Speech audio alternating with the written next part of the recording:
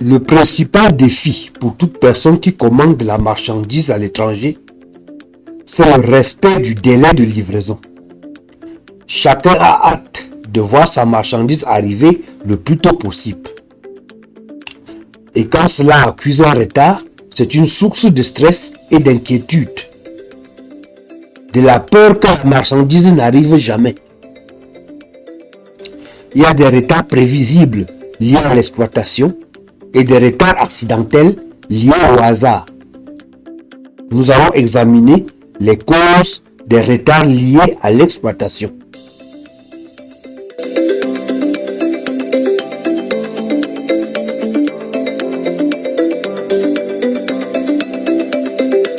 Structure de la marchandise. Sur la fiche produit, vous allez distinguer deux catégories de marchandises.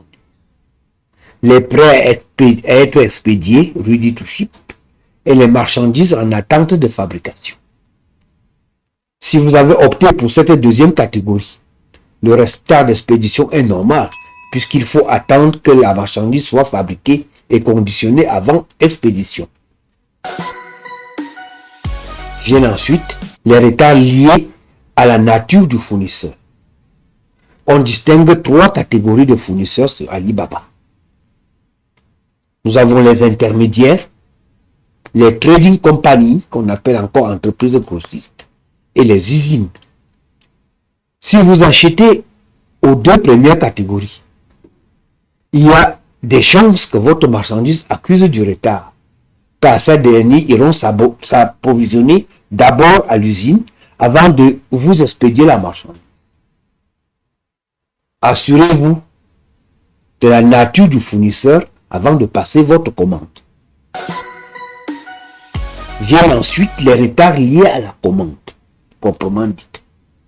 Veillez à bien libeller votre adresse ainsi que celui de votre transitaire avant de communiquer au fournisseur. Demandez-lui de vous envoyer la photo de votre colis avant l'expédition afin que vous vérifiez l'exactitude de vos adresses, c'est-à-dire votre adresse personnelle, ensuite l'adresse de votre transitaire en Chine. Viennent ensuite les retards liés au transporteur, proprement dit aussi. Le fournisseur, après avoir préparé votre commande, la confie à un transporteur, à charge pour lui de transporter votre marchandise jusqu'au transitaire. Si le transporteur doit faire plusieurs tours dans les usines, chez différents fournisseurs, il arrivera certainement en retard. Si le transporteur donc doit faire plusieurs tours chez les différents fournisseurs avant de remplir son camion, votre marchandise doit accuser un retard de livraison. Compte tenu de ce qui précède, rassurez-vous à chaque commande auprès du fournisseur du délai de livraison avant de vous engager. Les retards liés au Covid-19. Bien que les autorités chinoises aient assoupli les restrictions en matière du Covid-19, veuillez toujours demander aux fournisseurs s'il n'y aura pas entrave à la livraison pour cause de maladie. Les retards maintenant liés au transitaire.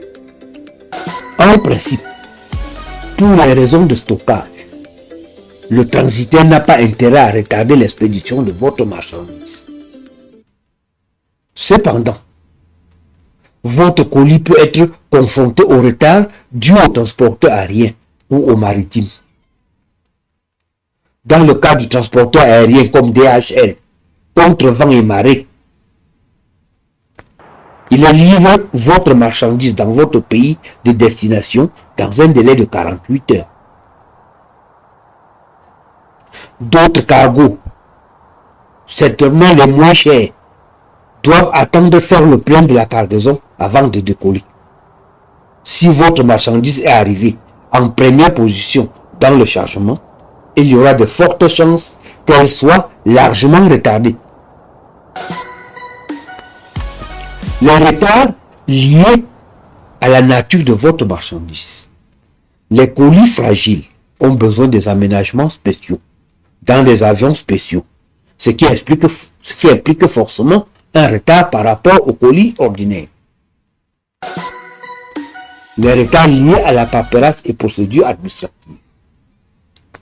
En fonction de la nature de votre marchandise, si elle est délicate, assurez-vous auprès de votre transitaire avant de commander si le produit est autorisé à l'exportation de la Chine. Il en est de même. Rassurez-vous auprès de votre transitaire si votre produit est autorisé d'entrer dans votre pays de destination. Assurez-vous de la facilité d'obtenir auprès des douanes chinoises des certificats de conformité et d'origine du produit.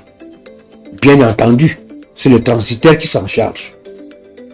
Généralement, les produits à batterie, les produits à poudre, liquide, les produits électroniques, les produits liquides vont plus lentement que des produits aériens, je veux dire des produits ordinaires. Certains pays les refusent catégoriquement. Donc vous devez vérifier avant de vous engager. En remarque générale, au regard du droit commercial, la marchandise déposée et déchargée chez votre transitaire est considérée comme livrée. Alibaba et le fournisseur ne sont plus responsables du retard ou de la spoliation de votre cargaison. Vous devez donc vous adresser à votre transitaire au cas où il y aurait d'autres problèmes ou souscrire une autre assurance auprès de votre transitaire pour acheminer votre marchandise jusqu'à votre pays de destination. Voilà donc un ensemble de précautions que vous devez prendre chaque fois que vous avez l'intention de commander en Chine. La plupart de ces retards sont normaux. Il faudra en tenir compte pour ne pas sombrer dans la panique. Si mon intervention vous a intéressé, ne manquez pas de publier, de vous abonner, de liker et de partager pour m'encourager et de faire grandir la communauté et surtout pour ne rien rater de mes prochaines publications.